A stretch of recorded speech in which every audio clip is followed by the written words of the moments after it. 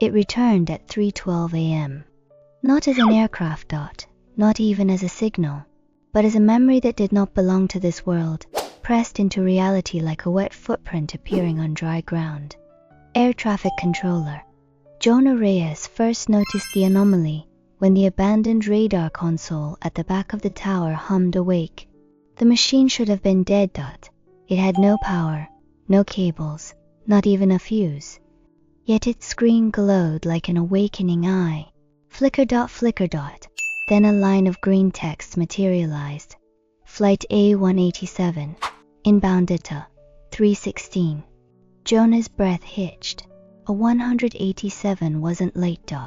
It wasn't early. It wasn't supposed to exist at all.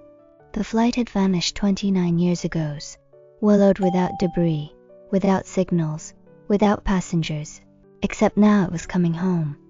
3:12 a.m., the ghost transmission. The antique speakers beneath the desk coughed static, then forced out a voice stretched thin like fabric pulled from two directions. Tower, this is a 187, requesting approach clearance. Jonah froze. The voice sounded human, but its tone kept slipping. Sometimes young, sometimes old, sometimes echoing as if spoken down a tunnel of decades. He forced himself to respond. A187, identify your captain. Instant reply. 2 instant. Captain Mara Kessel, we're overdue. Instruments malfunctioned. Something happened in the clouds. Clouds? There had been no storm on the day the flight vanished. Jonah inhaled sharply. What happened, Captain? More static like the sky itself was grinding its teeth. There were lights, she whispered. Not lightning. They moved like living constellations. Then the plane shook. The horizon bent. We fell through something that wasn't sky. Her voice fractured, splitting into several versions of herself, each speaking a slightly different sentence, overlapping realities trying to match their timelines. 3:13 a.m. Descent of the impossible. The console displayed data that modern radar didn't even support. Temporal status, divergent phase drift, accelerating. Cabin indicators, nonlinear passenger coherence, unstable. Passenger coherence? Jonah leaned closer. Then more data scrolled. Some passengers, older some passengers, younger some passengers, absent. Some passengers, doubled. His heart thud. DED. This wasn't a plane. This was a collection of timelines sewn into a metal coffin. 3:14 a.m. The passengers. A sudden burst of audio pierced the tower screams, whispers, shifting tones like dozens of throats trying to speak in unison. Then Captain Kessel's voice. Tower. They aren't synchronized. Jonah swallowed. Explain. They move on different beats. They speak different memories. I turned to look at row 14. Her voice trembled, and there were 3 versions of the same man. One asleep. One awake. One staring at me with no eyes. A violent crack of interference. And then some rows are empty altogether, as if the plane hasn't decided who belongs on board. 3:15 a.m. The descent continues.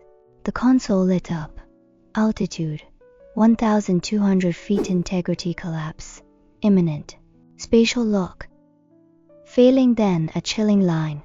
If contact is lost, gives do not search the MUNW. We search the mirror. Jonah stepped back. What mirror? There was no response, only a metallic groan, like a giant exhaling through rust. 3:16 a.m. Arrival and vanishing. The runway outside remained dark, empty, untouched. But inside the tower, the console erupted into blinding white light. Jonah shielded his eyes. He heard an explosion, distant, muffled, like a crash happening underwater. Then silence. When he looked again, the console was dark. Everything that had appeared vanished. But on the runway, heat shimmered through the air, like the fading residue of something enormous sliding between worlds. And then a single object lay on the tarmac. The boarding pass Jonah found it fluttering in the wind, heavy with dew, impossibly intact for a 29-year-old artifact. Passenger name, Nora Reyes. Seat, 128. Knees nearly buckled. His mother had never said she booked that flight. Or maybe she had an aversion of reality he was never meant to remember. The backside of the pass had writing scorched into it, the ink half melted. We did land. Not here. Not then. Find the second runway. You have seen its shadow. Jonah stared at the message until he realized something horrifying. The handwriting was his own. Not his present handwriting. Older. Exhausted. Shaking. Extended ending. The lingering mystery. The boarding pass now sits in the unsolved archive, sealed in a containment drawer that vibrates softly every night at 3:12 a.m., as if matching the rhythm of distant engines. Experts analyzed the cardstock. It does not correspond to any known material used in aviation. It shows microscopic fractures, not from decay, but from time dilation stress. As for Jonah, he still works the night shift, though he no longer sleeps well. Every hour between midnight and sunrise feels thinner, stretched, fragile. Some nights he swears he hears footsteps on the empty runway, a door closing, a woman humming a tune he half remembers from childhood. And occasionally, when the wind hits the tower windows just right, he hears a faint PA announcement drifting from nowhere. A187 final approach. Please prepare for landing. But the sky is always empty. And yet Jonah has begun to see a runway that isn't on any map. A shimmering outline parallel to the real one. A runway that reflects light incorrectly. A runway that looks back at him. He hasn't told anyone, because deep down he knows. Flight A187 didn't vanish. It simply hasn't finished arriving. And when it does, it may not come alone.